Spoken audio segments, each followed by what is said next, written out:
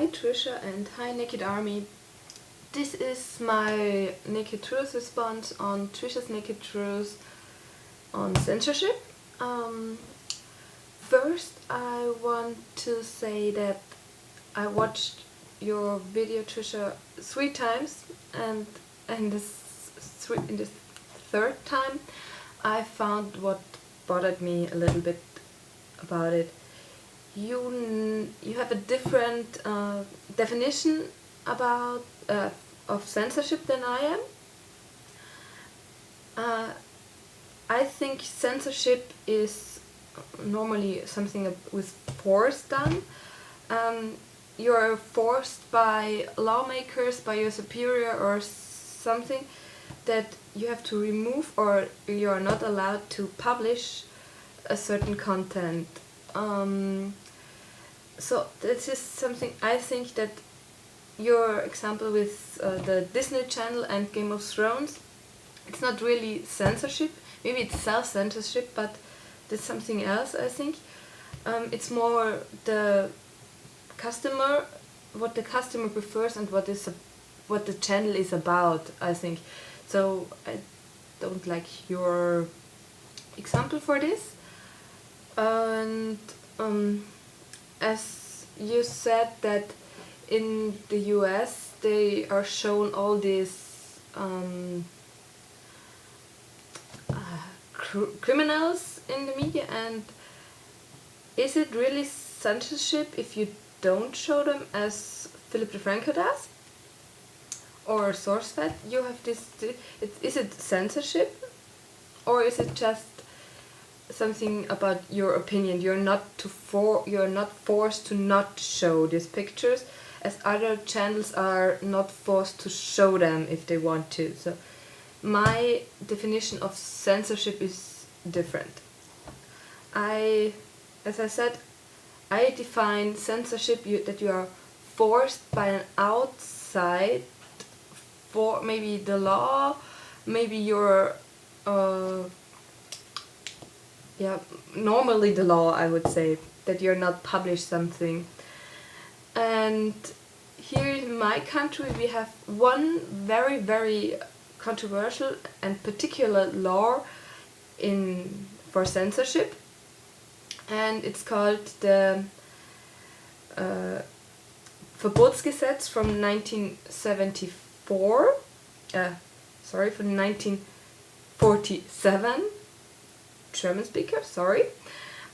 Or in English it's called the Prohibition Act. It's a constitutional law, and it goes back to 1947. It was one of the first laws that was decided on in my country after World War II.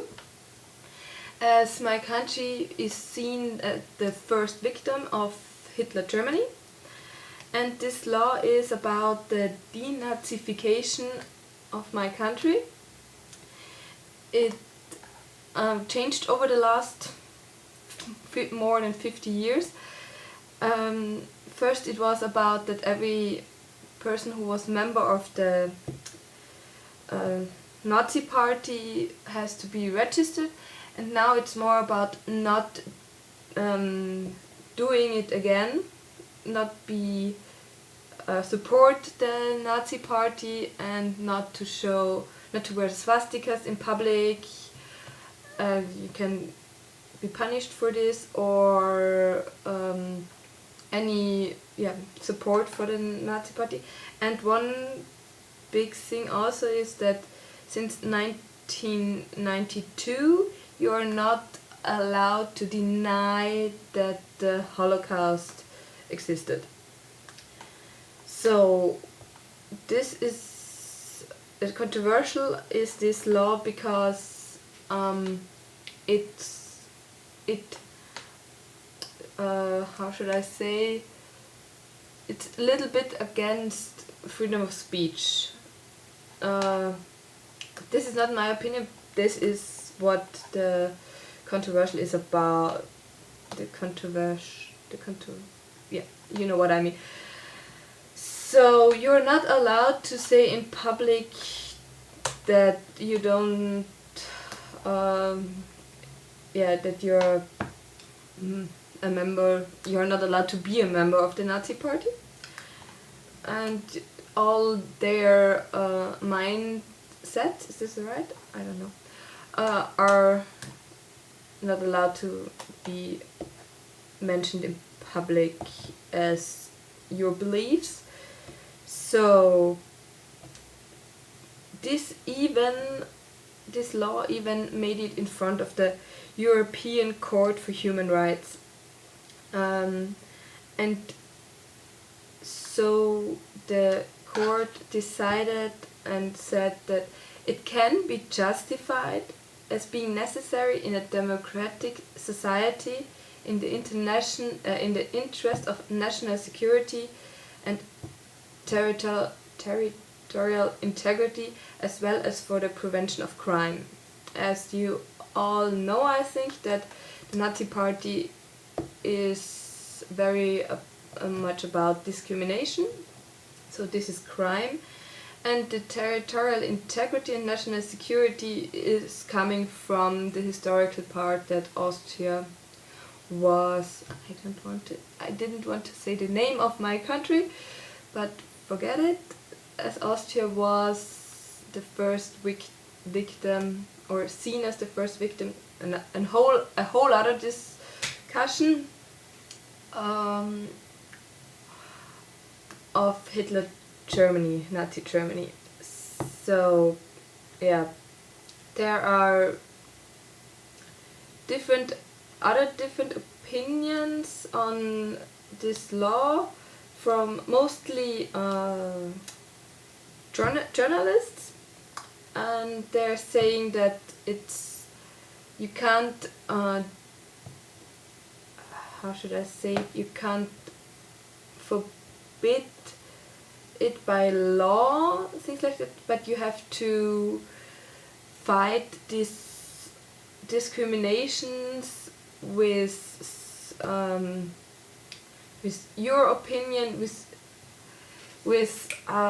sorry, I have to look it up. What?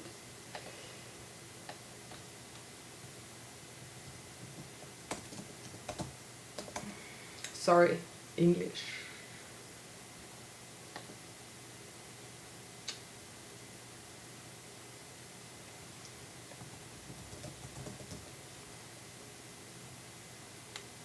With factual and objective opinions or statements. This is what I was searching for. Yeah, you have to fight it like that. And one thing I found in when I was researching the Verbotsgesetz, that a Jewish journalist, a very good one, he is in a lot of German and Austrian newspapers and magazines, he writes a lot, says that the Verbotsgesetz is just helps idiots to be Märtyrer, to be sorry, I should not swear, to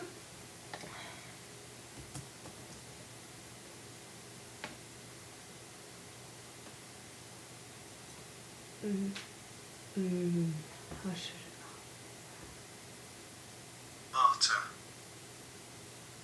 martyr, to, if you die for your beliefs, you know what I mean. Okay, I start the sentence again. It helps these idiots to die in the fight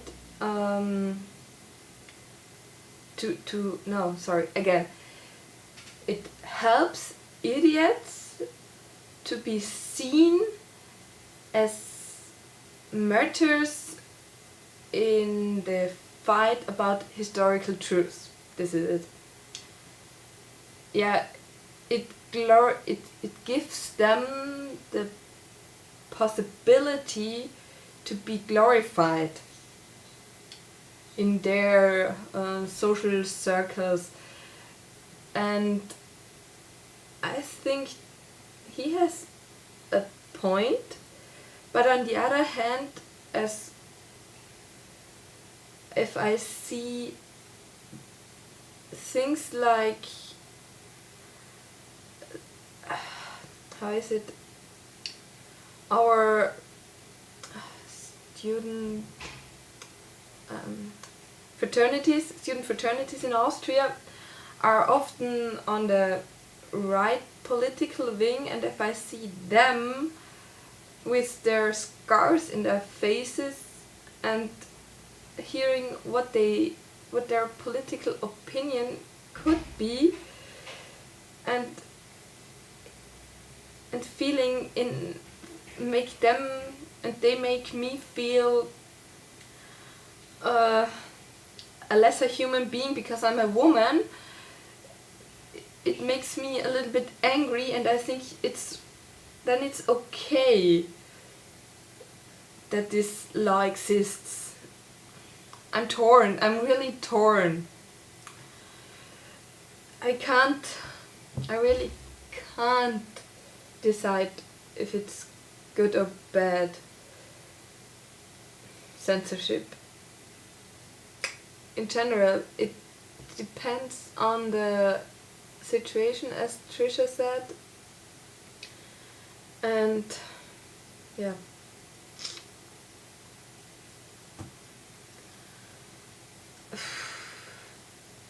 Hard topic, Trisha.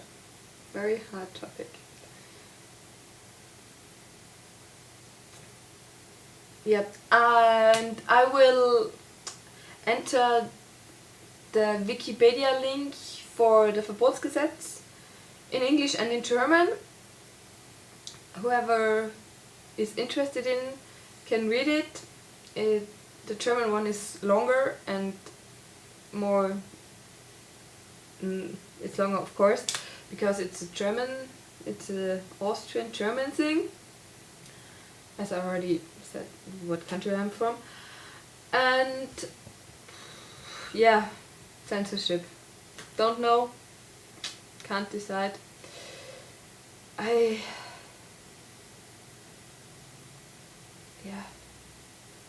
It's coming. This topic about the Verbotsgesetz is coming up every year because there are different festivities, I think, in Austria. Yeah, it's different festivities, or festivities, whatever, I don't know how to call them, parades sometimes and things like that, and every time it's coming up, and these groups are nearly not really falling into this, but sometimes they are, and it's like yeah.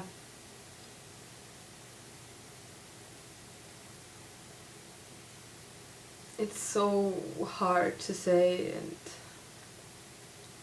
thinking back that my grandpa was a normal guy in these horrible years of World War II, a young guy, I don't know. Yeah, but thank you for listening to my rambling about things like that, and hope to see you next week on a maybe easier topic. And I wish you a very nice week. Bye.